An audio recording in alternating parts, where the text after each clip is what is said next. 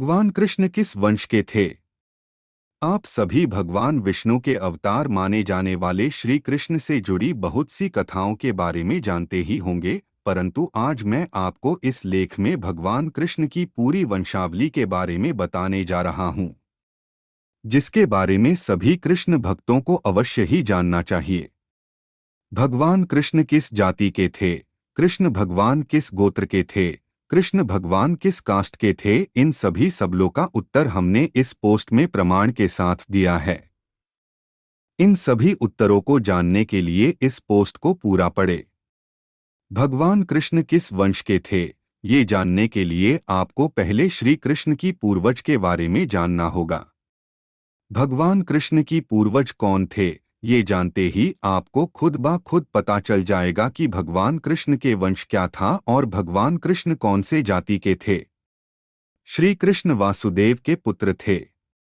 श्री कृष्ण के पिता वासुदेव जी की जाति क्षत्रिय यदुवंशी और कुल चंद्रवंशी था। यादवों के पूर्वज राजा यदु भी एक क्षत्रिय यदुवंशी थे।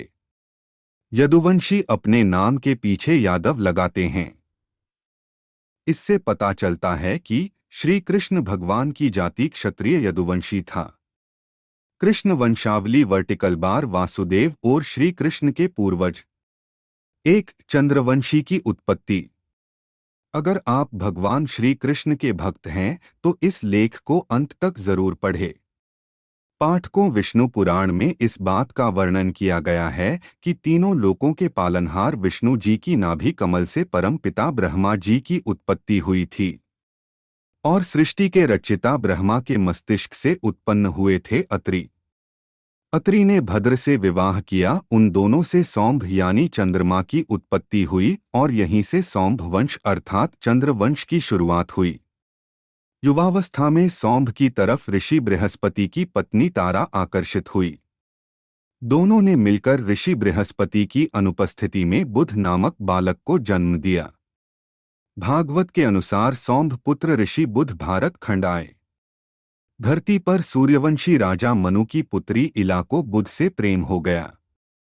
दोनों के मिलन से पुररबा नामक पुत्र का जन्म हुआ। भारत में पुररबा चक्रवर्ती सम्राट हुए। उसके बाद राजा और स्वर्ग की अप्सरा उर्वशी ने मिलकर आयु को जन्म दिया। राजा आयु चौथी चंद्रवंशी सम्राट थे। राजा आयु ने राजा सर्वभानु की पुत्री प्रभा से विवाह किया। इस विवाह से 5 पुत्र हुए जिनके नाम हैं नहुष, शत्रवर्ध, रंभ, रजी और अदेना। बाद में युवराज नहुष उस सिंहासन के उत्तराधिकारी बने। 2 ययाति की कहानी। राजा नहुष ने व्रजा से विवाह किया और उनके 6 पूर्ति हुए।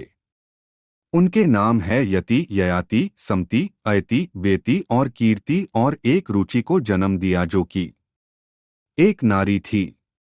बाद में राजकुमारी रुचि का विवाह च्यवन ऋषि और सुकन्या के पुत्र अपनवन से हुआ। राजा नहुष के ज्येष्ठ पुत्र यति धार्मिक प्रवृत्ति के थे। उनकी राजपाट में तनिक भी रुचि नहीं थी। उनके स्थान पर ययाति राजा हुए। महाराज ययाति ने 2 विवाह किए। पहली पत्नी असुरों के गुरु शुक्राचार्य की पुत्री देवयानी थी और ययाति की दूसरी पत्नी का नाम शर्मिष्ठा थी, जो भ्रष्ट प्रवाह की कन्या थी।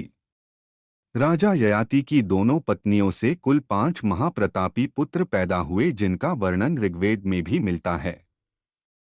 उन्हें ऋग्वेद में 5 जन्य पुरुष कहा गया है।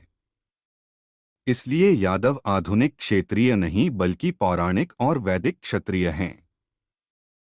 राजा ययाति की पहली पत्नी देवयानी से यदु और तुर्वसु पैदा हुए, जबकि दूसरी पत्नी शर्मिष्ठा से द्रुह्यु, अनु और पुरु पैदा हुए।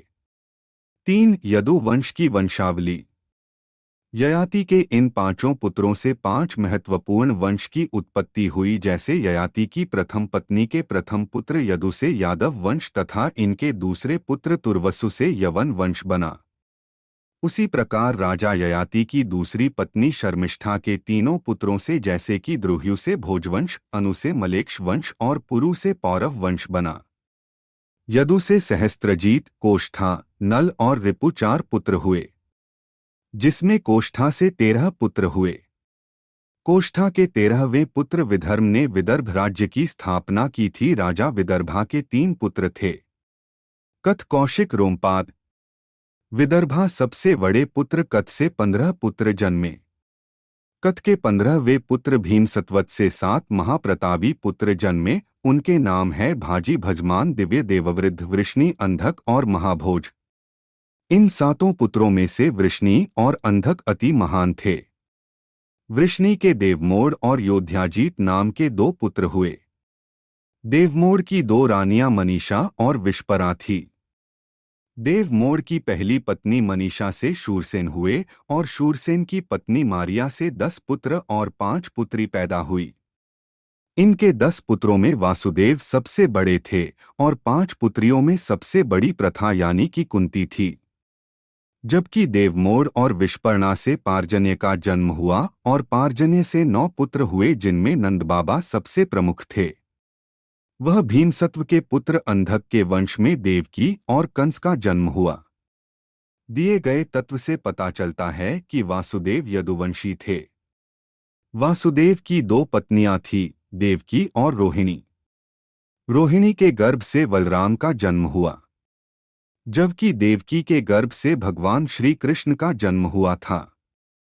उसके बाद श्री कृष्ण और रुक्मणी से प्रद्युम्न, प्रद्युम्न से अनिरुद्ध और अनिरुद्ध से वज्र पैदा हुआ। इससे पता चलता है कि भगवान श्री कृष्ण यदुवंशी थे।